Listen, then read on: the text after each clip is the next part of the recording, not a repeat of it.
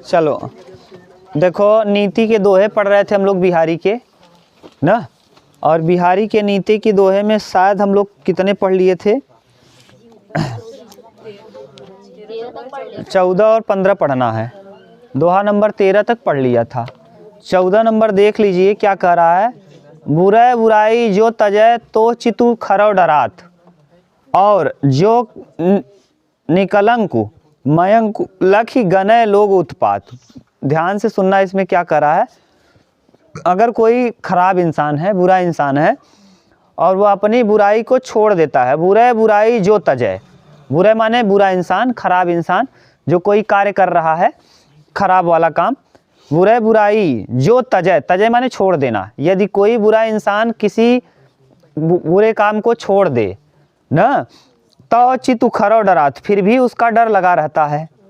जैसे यदि कोई गलत काम कर रहा था बहुत दिनों से, और वह गलत काम छोड़ करके अब अच्छा काम करना चालू कर दिया, तब भी आदमी के मन में डर बना रहता है कि ये कभी भी गलत कर सकते। जैसे कहते हो आप लोग कि चोर का चोरी छूट जाए लेकिन हेरा फेरी नहीं, यही सेंस है यहाँ कि अगर कोई बुरा इंसान है और वो गलत कार्यों को करता है, और वह मान लो संयोग से अच्छा आदमी बनना चाहता है, तब भी लोग उससे डरते रहते हैं। एकदम सेम कहानी कौन सी है, अंगुलीमार डाकू की।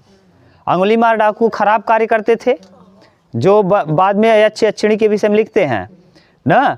तो जो अंगुलीमार डाकू थे गौतम बुद्ध से मिले, तो इन्होंने कहा जाओ परिवार से पूछ के आओ कि आपके परिवार के लोग आपके कार्यों में कौन कौन शामिल है। तो उनके जब परिवार से पूछते हैं तो सब पत्नी भी कहती है, लड़का भी कहता है कि आपका उत्तरदायित्व है। तब इनको लगता है कि मैंने बहुत गलत काम किया, और वही बनते हैं क्या, यही लिखते हैं।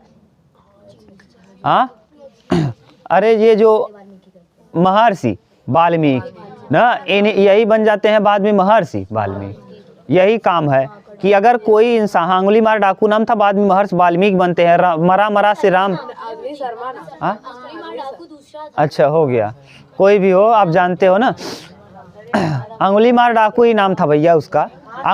मार के अंगुली को क्या करता था, काट लेता था। छोड़ो, अब यही सेंस है, आपको समझाने के लिए बताए हैं केवल। यानी अगर कोई बुरा इंसान है और बहुत ही बुरे कार्यों को कर रहा था, और मान लो वो बदल गया, अच्छा कार्य करने लगा, तब भी अगल बगल के लोग के मन में उसका भय बना रहता है। यही कह रहा है, बुराई जो तजय, बुरा इंसान यदि बुराई को छोड़ भी देता है तो चित खरौ डरात, तब भी उसका जो मन में डर था वो बना रहता है। यही सेंस है कि चोर का चोरी छूट सकता है लेकिन हेरा फेरी नहीं छूट सकता। जो निकलंक मयंक लखी, और जब कभी निकलंक मयंक लख, जब भी कभी, मयंक माने चंद्रमा, जब भी कभी आदमी चंद्रमा को बिना धब्बे के देखता है तो उसको ऐसा लगता है कि आज ये चंद्रमा नहीं बल्कि कोई दूसरा चीज है जो उत्पात करने आया है। क्योंकि चंद्रमा के ऊपर धब्बा दिखता है तो काला धब्बा दिखता है, तो कभी कभी जब चंद्रमा बिना धब्बे का निकल आता है तो आदमी के मन में ये संदेह हो जाता है कि वह चंद्रमा नहीं बल्कि कोई दूसरा चीज है जो उत्पात करने के लिए आया है, कुछ होने वाला है, कोई घटना घटने वाली है। ये है सेंस। ठीक बोल लोगे ना। सेंस क्या है, यदि बुरा इंसान अपनी बुराई को छोड़ देता है और अच्छे कार्यों को करना चालू कर देता है, फिर भी लोगों के मन में उसका डर बना रहता है। जिस प्रकार चंद्रमा हमेशा धब्बे युक्त निकलता है, अगर कभी बिना धब्बे का निकल आए तो ऐसी स्थिति में लोगों को लगता है वह चंद्रमा नहीं बल्कि कोई दूसरा चीज है जो उत्पात करने के लिए आया है। स्वार्थ सुकृत न श्रम वृथा, देख विहंग विचार, बाज पर आए पानी परी, तो पच्छिन नुमार। स्वार्थ सुकृत, यहाँ देखिए, यहाँ कह रहे हैं राजा मिर्जा जो जय सिंह थे, जय सिंह को समझा रहे हैं इनके दरबारी कवि कौन, बिहारी लाल। बिहारी लाल कह रहे हैं स्वार्थ सुकृत न श्रम वृथा, देख विहंग विचार। ये एक बार राजा जय सिंह जो थे ये मुस्लिमों के प्रभाव में आ गए थे और अपने लोगों को क्या करना चालू कर रहे थे, सताना। अपने राजाओं को, जैसे छोटे छोटे राजा हुआ करते थे, आप लोगों ने देखा होगा कि यहाँ इतना, अरे बाहुबली किस मूवी में दिखाया कि ये यहाँ के छोटा साम्राज्य है, यहाँ छोटा साम्राज्य है। शायद अकबर मूवी था क्या, अकबर जिसमें ये ऋतिक रोशन बना है, क्या अकबर बना है, उसमें देखा होगा, जोधा अकबर में ना मूवी है, उसमें देखा होगा ये इनका एरिया रहता है, उनका एरिया रहता है, उनका एरिया, छोटे छोटे राजा हुआ करते थे ना। एक हाँ, जो ये इसकी जो पत्नी जिससे शादी करता है वो दूसरे एरिया का राजा रहता है और ये दूसरे एरिया। पहले ऐसे छोटे छोटे राज्य बनाया करते थे, वहाँ छोटे छोटे राजा हुआ करते थे।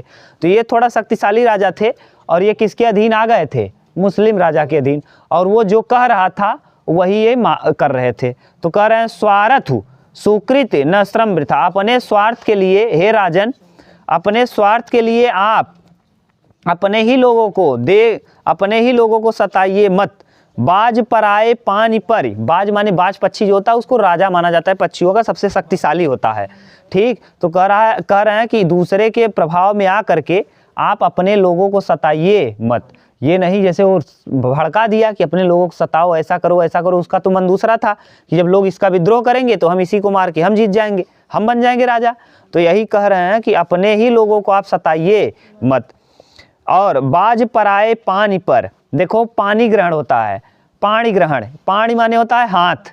देखो आप लोगों ने जब शादी विवाह होगा ना तो पत्नी और पति का हाथ रख के उसके ऊपर पानी रखा जाता है, कुछ रख के ऐसे, एक पीछे एक ऊपर रहेगा और ऊपर कन्यादान के समय, नहीं कन्यादान के पहले भी होता है, कैसे होता है तो आप जानते होंगे। ऐसे करके इसके ऊपर एक कचौड़ी की तरह रोटी क्या रहता है उसको आटा, उसको रख करके उसी के ऊपर पानी गिराया जाता है, तो उसी को कहते हैं पाणी ग्रहण। तो यानी कह रहे हैं कि दूसरे के हाथ में अपना हाथ रख करके, ये कहने का सेंस क्या है कि जो राजा, यानी ये जो राजा जय सिंह है दूसरे मुस्लिम के हाथ में अपना हाथ रख के उसका साथ दे रहे हैं। तो वही कहा जा रहा है कि दूसरे के अधीन मत हो जाइए, दूसरे के चक्कर में आकर के अपने लोगों को परेशान मत करिए। तो पच्छिन्नुमार, तो पच्छिन्नुमार माने पक्षियों का सेंस नहीं है, यहाँ अपने लोगों को आप मत मारो, दूसरे के प्रभाव में आकर के आप अपने लोगों को मारो मत, सताओ मत। ये है सेंस, समझ गए? फिर ये समझ गए और फिर अपने ही राज्य के लिए सोचने लगे, उनका साथ छोड़ दिए थे। हाँ, ये हो गया, समझ गए ना? ये कंप्लीट आज आपका हिंदी हो गया। अब हिंदी हम आपको नहीं पढ़ाएंगे, जितना अर्थ वाला था वो पढ़ा दिए। अब शायद अर्थ वाला तो नहीं बचा है ना, अब अर्थ वाला नहीं बचा है। अब आप लोग अगर कहोगे तो संस्कृत का एक आख पढ़ा देंगे, और नहीं तो आप लोगों को हाँ वाराणसी नगरी, और नहीं तो आप लोगों को ना अब चालू करेंगे शब्द रूप और धातु रूप याद करने का तरीका। जैसे रामः रामम रामेण रामाय रामात रामस्य रामे राम, एक वचनांत पूरा। ऐसे ही करके सुबह सुबह थोड़ा थोड़ा बता देंगे। संस्कृत भी कंप्लीट हो जाएगा आपका ना, और इसके बाद ये हिंदी का कंप्लीट ही हो गया।